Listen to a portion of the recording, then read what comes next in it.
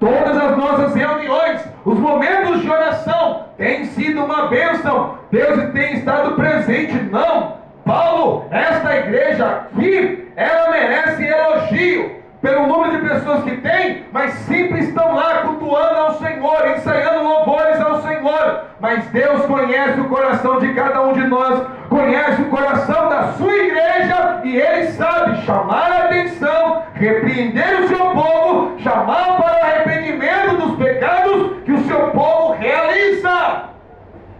Independente se ele é pastor, diácono, presbítero, bispo, apóstolo, independente, Deus sempre chama a atenção, Deus sempre se revela ao seu povo, à sua igreja, para que eles venham se arrepender dos seus pecados, tornar ao Senhor, que é grandioso e misericordioso, em perdoar, para que a presença dele permaneça na casa, para que o Espírito dele permaneça trazendo edificação, porque Deus é um Deus de paz e não um Deus de confusão. Qual é a sua preferência? Da manifestação de um Deus de paz ou um Deus de confusão? Jesus Cristo disse que um reino dividido ele não pode subsistir, não pode ter edificação, não pode prosperar. Por isso que Paulo disse pelo Espírito Santo que nós somos membros de um corpo e Cristo é o cabeça. Se nós somos um corpo, o corpo de Cristo, a igreja de Cristo, nós não iremos batalhar contra nós mesmos. A nossa luta, como nossa irmã leu nessa noite, não é contra a carne, não é contra o sangue. A nossa batalha não é contra os dirigentes, a nossa batalha não é contra os nossos irmãos que não têm fidelidade em servir ao Senhor. A nossa batalha não é contra aqueles que faltam, a nossa batalha não é contra os homens, mas a nossa batalha é contra os espíritos malignos que atormenta, persegue, induz, influencia e torna possesso de mentes e de corações.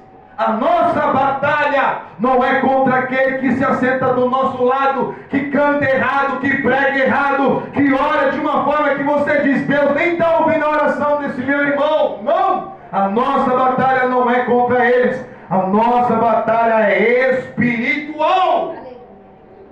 Aleluia! Espiritual.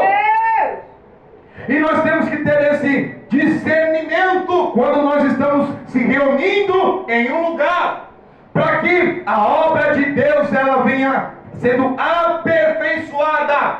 Um planta, o outro rega, e Deus é quem dá o crescimento. Toda a experiência que eu tenho, já de 20 anos, que eu ainda acho muito pouco, eu sempre vou ser surpreendido pelo Senhor. A Bíblia diz que tem tempos determinados para todos os propósitos debaixo do céu. E difícil para mim é lidar com os tempos que Deus dá para mim, que Deus dá para você. Você consegue lidar com a morte facilmente? Você já perdeu um parente, aí você vai perder outro. Você consegue lidar tranquilamente com a morte do outro parente? Não! Pode ser o seu pai, pode ser a sua mãe, pode ser o seu filho, esposo, esposa, pode ser o seu parente, pode ser o seu primo. Vocês podem até ter brigado, está sem falar, mas quando a morte se manifesta, você não tem o mesmo comportamento, você não tem o mesmo sentimento. Sempre é uma nova experiência para nós, mas a Bíblia diz que existem tempos determinados. Determinados por quem? Pelo homem, pelos líderes, pelos pastores, por mim? Não! Os tempos foram determinados por Deus, o Criador dos céus, da terra, do ser humano, e Ele mesmo é quem dá condição para o ser humano ter vida aqui na terra. Não são os aparelhos que sustentam o ser humano, não é o outro ser que acaba sustentando o outro ser humano.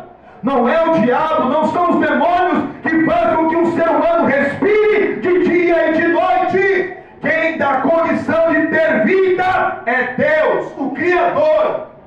E Ele toma o fôlego de vida quando Ele quer, na hora que Ele quiser, e ninguém impede a ação de Deus. Então lidar com o tempo é difícil para nós. Sempre